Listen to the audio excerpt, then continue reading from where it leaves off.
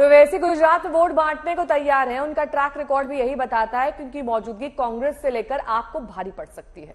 और सबसे ताजा मामला बिहार की गोपालगंज सीट का है, जहां ओवैसी की मौजूदगी से आरजेडी की हार हुई थी। जरा यूपी, बिहार, बंगाल से लेकर गुजरात तक का ओवैसी का सफर देखिए।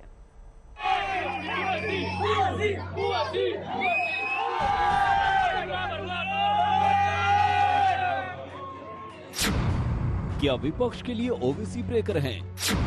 क्या कांग्रेस को कमजोर कर रहे ओवैसी? क्या आरजेडी ओवैसी की नई शिकार है? ओवैसी मैदान में तो नफे में बीजेपी। किसकी बी टीम है ओवैसी? कभी तेलंगाना तक ही महदूद रहे फायर ब्रांड वकील असदुद्दीन ओवैसी की नजर उस वैक्यूम पर है जो किसी एक बड़े मुस्लिम नेता के नहीं होने का है। ओवैसी जानते हैं कि मुस्लिम समुदाय के वोट तमाम राज्यों में बढ़ते हैं, पार्टियां उनके वोट लेती हैं, लेकिन उनके बीच से किसी नेता को नहीं उभरने देना चाहती।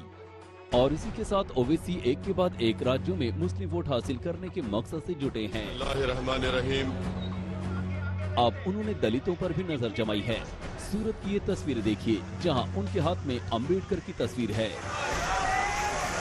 लेकिन अहम ये है कि बीजेपी को छोड़कर ओवैसी ने कहा कि इस पार्टी को नुकसान पहुंचाया। ओवैसी की सबसे ताजा शिकार आरजेडी रही, जो गोपालगंज की सीट नहीं जीत पाई क्योंकि ओवैसी ने वोट काट दिए। मीम अफजल से सुनिए कि विपक्षी पार्टियां कैसे ओवैसी से नुकसान झेल रही हैं। ओवैसी साहब की ताल्लुक से तो हम बिल्कुल सीधा बोलते हैं कि वो जब भी इस तरह से दूसरी स्टेट्स में जाते हैं, आप देखिए कि जहां वो अपनी स्टेट्स के अंदर उनकी 7-8 सीटें हैं, उससे ज़्यादा का उनका कोई वजूद नहीं है। पार्लियामेंट की सीट है, एक और सीट है, इसके अलावा उनकी कोई हैसियत नहीं होती। लेकिन वो दूसरी जगह जब पहुंच जाते हैं तो जाहिर है कि एक वर्ग के नाम पर वो वोट को काटने का काम करते हैं या बांटने का काम करते हैं। इसीलिए हम कहते हैं कि वो भारतीय जनता पार्टी को हमेशा मददगार साबित होते हैं, और यहाँ साबित हो गया गोपालगंज में। जरा 2020 में बिहार चुनाव पर भी नजर डाल लीजिए। माना जाता है कि तेजस्वी की सरकार के आने में ओवैसी रोड़ा बन गए थे। बिहार के 2020 के चुनाव में ओवैसी की पार्टी ने 20 सीटों पर चुनाव लड़ा और 5 सीटों पर जीत हासिल की। पूर्णिया की अमौर सीट पर 36 साल से कांग्रेस का कब्जा था। 2020 में ओवैसी की पार्टी ने ये सीट छीन ली। बहादुरगंज सीट पर कांग्रेस के तौसीफ आलम 16 साल से विधायक थे। 2020 में AIMIM ने कब्जा जमा लिया। अब जरा बंगाल चुनाव पर नजर डालते हैं। ममता यह चुनाव तो जीत गई, लेकिन ओवैसी ने वोट काटे। बंगाल में ओवैसी ने 7 सीटों पर उम्मीदवार उतारे थे और नजर में सिर्फ और सिर्फ मुस्लिम सीटें थी। यूपी चुनाव में भी ओवैसी वोट कटवा साबित हुए और कई जगह सपा को नुकसान पहुंचाया। यूपी जैसे बड़े राज्य में ओवैसी को आधा फीसदी वोट हासिल हुए। बिजनौर, नकुड़, फिरोजाबाद, मुरादाबाद, जौनपुर जैसी मुस्लिम बहुल सीटों पर बीजेपी को ओवैसी के होने का फायदा हुआ।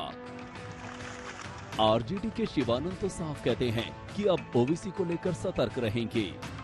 ओवैसी को जो वोट आया, ओवैसी के उम्मीदवार को, मुखिया को 12 हजार से ऊपर जो है वोट आया, वो हमारा वोट जो है नुकसान हुआ।